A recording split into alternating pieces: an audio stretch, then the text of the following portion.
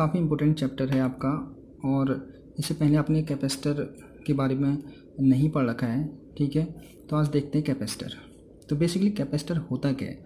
Capacitor क्या है? आपका एक डिवाइस है जो इलेक्ट्रिकल एनर्जी को या चार्जेस को, ठीक है, इलेक्ट्रिकल चार्ज को होल्ड करता है, मतलब अपने आप में स्टोर कर रखता है in a form of energy, ठीक है। बाकी इसकी डेफिनेशन आगे मैं डिस्कशन करूंगा। फिलहाल आप इसको ऐसे समझिए कि इलेक्ट्रिकल चार्ज को होल्ड करता है in a form of electrical energy, और जब हमें उसकी आवश्यकता होती है उस टाइम में वो एकदम ही इंस्टेंटेनियस क्या करेगा, उसको रिलीज कर देगा, ठीक है। तो आपने जैसे देखा होगा फैन, ठीक है, फैन, इलेक्ट्रिकल मोटर या कूलर या जितने भी हमारे पास फ्लैश वाली जो चीज़ें होती है, जैसे कैमरा हो गया, ठीक है, कैमराज में जितने भी है आपके आजकल फ़ोन में भी, ठीक है जी, आके फ्लैश लाइट जो जलती है एकदम से फ़ोटो खींचते टाइम, तो उसमें भी क्या होता है कि ये चार्ज को एकदम से रिलीज करता है, ठीक है। चार्ज को रखे रहते हैं और एकदम से जब हमें उसकी आवश्यकता होती है तो एकदम से उसको रिलीज़ भी कर देते हैं। तो इस टाइप की एक डिवाइस होती है, ठीक है, जो चार्ज को अपने पास रखे स्टोर कर रखता है, और जब हमें उसकी आवश्यकता होती है उसे एकदम से उसको रिलीज़ कर देता है, ठीक हो गया। तो उसकी स्टोर करने की क्षमता, ठीक है, उसकी एबिलिटी, जो उस चार्ज को होल्ड कर रहा है उसी को क्या बोलते हैं? कैपेसिटेंस बोलते हैं, ठीक है। तो स्टूडेंट आपने देखा होगा ना, जब फैन में हम कंडेंसर लगाते हैं तो कंडेंसर के अंदर क्या आता है, अब फैन तो चलता है, ठीक है, नॉर्मली वो 5 या 6 एम्पियर में घूमने लग जाता है, लेकिन उसको घूमने के लिए इनिशियली उसको एक लार्ज अमाउंट में क्या चाहिए होता है? लार्ज अमाउंट में करंट चाहिए होता है। तो करंट हम कहाँ से लेके आएँ? तो उस करंट को प्रोवाइड कराने के लिए, उस करंट को मतलब बहुत ज़्यादा अमाउंट में करंट को प्रोवाइड करने के लिए हम कैपेसिटर का यूज़ करते हैं, ठीक है। और ऐसा करते इसलिए हैं क्योंकि जो फ़ैन होता है पहले रुका हुआ होता है, ठीक है, रुका होता है, तो उसको एक बार बहुत ज़्यादा एनर्जी चाहिए होती है, उसके बाद वो नॉर्मली जो हमारा वोल्टेज होता है, मतलब जो हमारे कमरे में या हमारे जो मकान में जो वोल्टेज लगा होता है या जो हमारे करंट फ्लो हो रही होती है मकान में, उसके बाद उसी से चल जाता है, ठीक है। इनिशियली इसको स्टार्ट करने के लिए पहले कुछ ना कुछ अमाउंट में क्या चाहिए होती है, कुछ ना कुछ अमाउंट में उसको ज़्यादा एनर्जी चाहिए होती है। तो वहाँ पर कंडेंसर ही क्या करता है, पहले चार्ज को होल्ड कर रखते हैं, और जैसे हमको फ़ैन को ऑन करना है तो वो उसको क्या करता है, पुश करता है, और लार्ज अमाउंट में क्या करता है, उसको एनर्जी देता है, जिससे फ़ैन हमारा नॉर्मल उसके बाद घूमने लग जाता है, और नॉर्मल जो करंट है, नॉर्मल करंट जो हमारा लाइन में है उसी से उसके बाद कितने लगता है, काम करने लगता है, ठीक है। तो यानी उसकी स्टैटिक फ्रिक्शन को कम करके उसको मोशन में लेके आता है, और उसके बाद वो नॉर्मली वो जिस वोल्टेज जो वोल्टेज हमारे घर का है उसी वोल्टेज पर घूमने लग जाता है, काम करने लग जाता है, ठीक। तो इसमें एक टर्म आता है स्टूडेंट्स कैपेसिटर में कि चार्ज को होल्ड करने की क्षमता, ठीक है, यानी ability to hold the charge is called capacity, ठीक है, या कैपेसिटेंस, मतलब कैपेसिटेंस। उस टर्म को ज़्यादा समझना बहुत ज़रूरी है कैपेसिटर को पढ़ने से पहले, कैपेसिटेंस को, ठीक है। तो कैपेसिटेंस होता है क्या, इसको देख लेते हैं हम। देखिए कैपेसिटेंस देखिए स्टूडेंट, तो जो कैपेसिटेंस है वो क्या है, the electrical capacitance of a conductor is the measurement of its ability to hold the electric charge, ठीक है। मतलब चार्ज को होल्ड करने की जो एबिलिटी है उसी को क्या बोलते हैं, कैपेसिटेंस बोलते हैं, ठीक है। मतलब कैपेसिटर की ये कैपेसिटेंस है। और कैपेसिटेंस है क्या, कैपेसिटेंस बेसिकली क्या है कि ability to hold the electrical charge, ठीक। इफ़ देखिए यहाँ पर क्या होता है, if Q is a charge to isolated conductor that causes increase its potential V, so we can say. अच्छा, अगर हम क्या कर रहे हैं,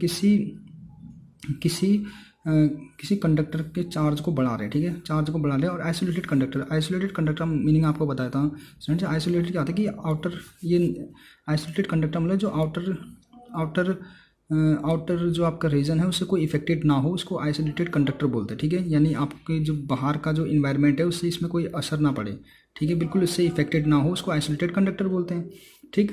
तो चार्ज को आप क्या कर रहे हो, आइसोलेटेड कंडक्टर में बढ़ा रहे हो, जिसकी वजह से क्या होगा, ऑब्वियसली उसका पोटेंशियल भी बढ़ जाएगा। ये बात समझ पाए। तो यहाँ से हम लिख सकते हैं Q is proportional to V। तो Q इज इक्वल टू, ये प्रोपोर्शनलिटी कांस्टेंट, ये प्रोपोर्शनलिटी हटेगा तो यहाँ पर एक C आता है, C इंटू V। तो जो जहाँ C क्या आता है, where C is a constant, ठीक है, प्रोपोर्शनलिटी कांस्टेंट है, और C को मैं जब सेपरेट करूँगा तो यहाँ पर ये फॉर्मूला बनता है C equal to Q upon V, और यही C क्या होता है, इसका कैपेसिटेंस होता है, ठीक है।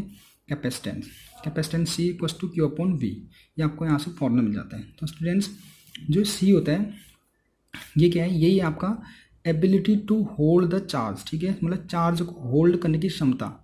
आप अपने दिमाग में बार बार इसको याद रखना कि चार्ज को होल्ड करना है कैसे भी करके हमको। अगर इस किसी भी कंडक्टर मतलब आपके पास जो भी डिवाइस है कंडक्टर, उसकी अगर एबिलिटी बढ़ानी है तो आपको चार्ज को कैसे भी करके ये चार्ज को होल्ड करने की क्षमता बढ़ जाए, ठीक है। बस इसका ही आपका यही बार बार होते रहेगा हमारे में कि हमको चार्ज की संख्या को बढ़ाना है, ठीक है। इसके लिए मैं डिफरेंट टाइप के कंडक्टर भी बनाऊंगा आगे, जैसे spherical conductor, parallel plate conductor, ठीक है, और सिलेंड्रिकल कंडक्टर। तो देखना सबके अपने अपने होल्ड करने की क्षमता, चार्ज को ज़्यादा कम या कम ज़्यादा होगा तभी हम चेंज करते रहते हैं। पहले हम लोग स्फेरिकल पढ़ते तो उसकी चार्ज को होल्ड करने की क्षमता कम होती है। फिर सिलेंडर में भी क्या होता है, चार्ज को होल्ड करने की क्षमता थोड़ा कम अच्छी होती है, इससे अच्छी। फिर हम बात करते हैं लास्ट में पैरेलल प्लेट कंडक्टर की। ये आपकी सिलेबस में है पैरेलल प्लेट कंडक्टर। ये क्या करता है, चार्ज को ज़्यादा होल्ड करते हैं, अच्छा होल्ड करते हैं ना। तो आपको दिमाग में ये याद रखना है कि चार्ज को होल्ड करना है, ठीक है। अब बाकी आपका पोटेंशियल कम भी हो, लेकिन कम हो और देखो पोटेंशियल कम होगा तो ऑब्वियसली क्या होगा, चार्ज को कैपेसिटी इसकी बढ़ जाएगी ना। पोटेंशियल कम होगा तो क्या होगा आपका कैपेसिटी बढ़ जाएगी। या चार्ज की संख्या ज़्यादा हो तो ऑब्वियसली इसकी कैपेसिटी भी ज़्यादा होगी, भी हम कह सकते हैं यहाँ से। आई बात समझ में। तो अभी आप देखना होता क्या है, ठीक है। तो हमें करना क्या है कि कैसे भी चार्ज की संख्या को बढ़ाना है, ठीक है। तो डायरेक्टली हम स्टूडेंट जो कैपेसिटेंस डायरेक्टली क्यू और वी पर डिपेंड नहीं करते हैं, याद रखिएगा, ठीक है। जो सी होता है क्यू और डिपेंड पर डायरेक्टली डिपेंड नहीं करते, हम इनडायरेक्टली काम करेंगे और इसकी कैपेसिटी को बढ़ाएंगे, ठीक है। जो सी होता है कैपेसिटेंस, वो डिपेंड करता है आपने वो प्लेट कैसा ले रखा है, ठीक है। आपने प्लेट कैसा ले रखा है, जो आपने कैपेसिटेंस है कैपेसिटेंस के लिए जो आप मटेरियल यूज़ करते हैं कैसा ले रखा है, ठीक है। Nature of the material depend करता है, ठीक है। यहाँ पर लिखा भी होगा शायद आपका, अच्छा लिखा नहीं है तो आप देखिए यहाँ पर जो कैपेसिटी होती है डिपेंड करता है नेचर पर, ठीक है। और नेचर पर डिपेंड करता है और डिपेंड करता है आपका साइज एंड शेप पर डिपेंड करता है, कितना बड़ा आपने साइज और शेप ले रखा है उस पर डिपेंड करता है, ठीक।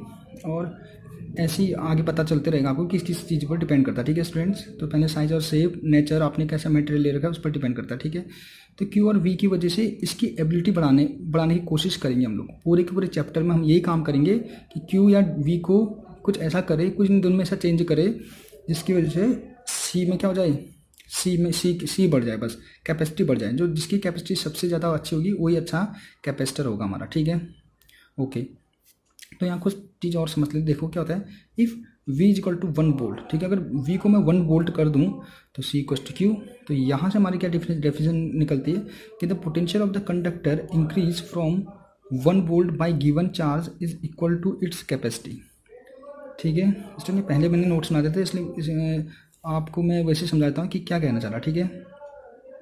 देखिए क्या होगा, क्या कह रहा है, ये कह रहा है आपका अगर आपको 1 वोल्ट पोटेंशियल बढ़ाना है, ठीक है। किसी कंडक्टर का 1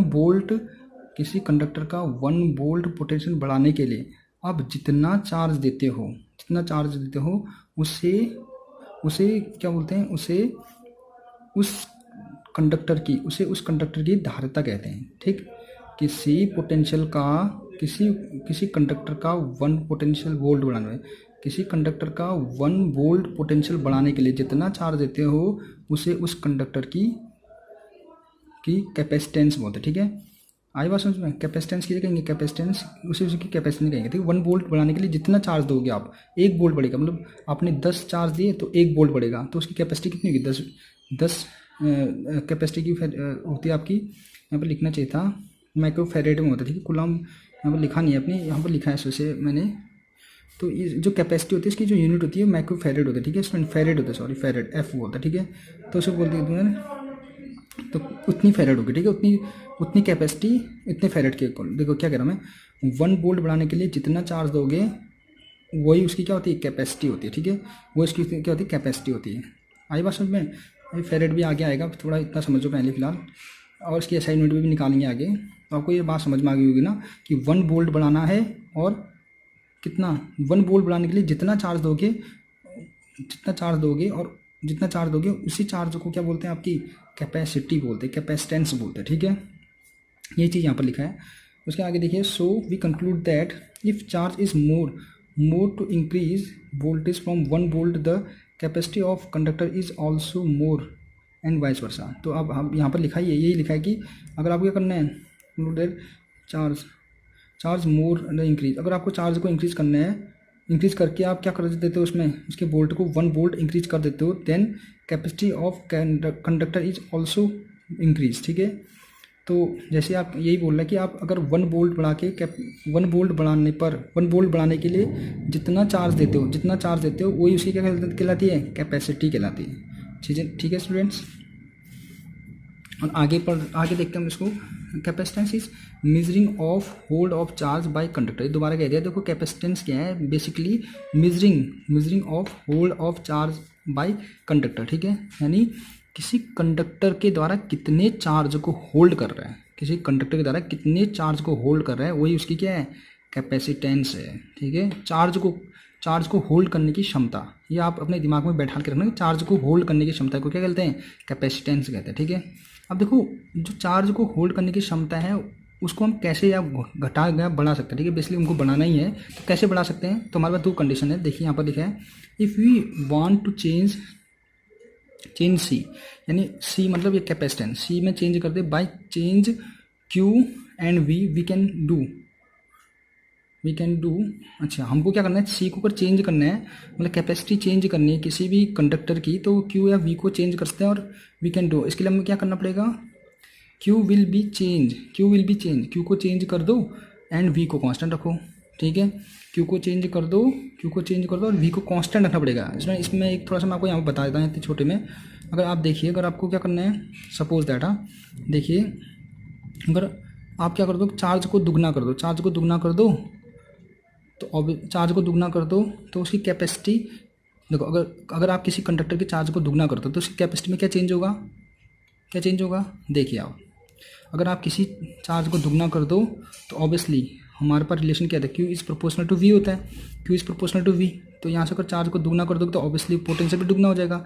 ठीक है, तो what is the change in the capacity, तो C equals to Q upon V होता है, तो चार्ज को दुगना कर दो ऑब्वियसली ये भी दुगना हो जाएगा, तो इससे कैंसिल आउट होने के बाद C equal to Q upon V तो आएगा फॉर्मूले में, आंसर आपका V upon C equals to Q upon V तो आएगा ना, इसलिए कैपेसिटी में कोई भी चेंज नहीं होने वाला है। ठीक है, अगर आपने क्या कर दिया, चार्ज को दुगना कर दिया ना, तो ऑब्वियसली क्या होगा, पोटेंशियल भी दुगना हो जाएगा, ट्वाइस हो जाएगा। ठीक है, ये भी ट्वाइस हो जाएगा, तो उसकी वजह से कैपेसिटी में कोई चेंज नहीं होगा। लेकिन अगर आपको इस सी में चेंज करना है, हमें इस चैप्टर में सी को ही चेंज करना है हमेशा। ठीक है, तो अगर सी को चेंज करना है तो आपका 2 कंडीशन है। एक कंडीशन आपका क्यू विल बी चेंज, या तो क्यू को चेंज कर दो और वी को कांस्टेंट रखो। जब क्यू को चेंज करोगे और वी को कांस्टेंट रखोगे तब आपका क्या होगा कि सी इज़ प्रोपोर्शनल टू क्यू।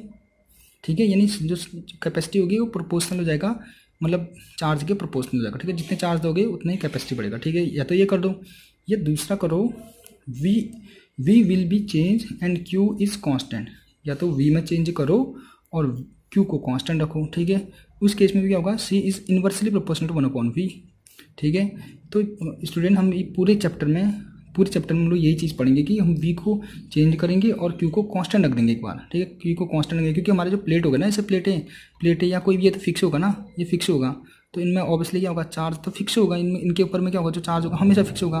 ठीक है, चार्ज फिक्स होगा और यहाँ पर हम पोटेंशियल को कम या ज़्यादा करके हम कैसे भी करके सी में चेंज करेंगे। आई बात समझ में? तो ये 2 कंडीशन के द्वारा ही हम लोग क्या कर सकते हैं, 2 कंडीशन द्वारा हम लोग क्या कर सकते हैं, सी में चेंज कर सकते हैं। दिमाग में याद रखना। ठीक है, और हमारा काम क्या है, हमारा जो इसमें एम है क्या है, चार्ज को क्या करना है, चार्ज को होल्ड कराना है। बस चार्ज को कैसे भी करके अपना कलेक्शन करना है, मतलब होल्ड द चार्ज, इसको ही कैपेसिटेंस कहेंगे और कैपेसिटी को ही बढ़ाना है।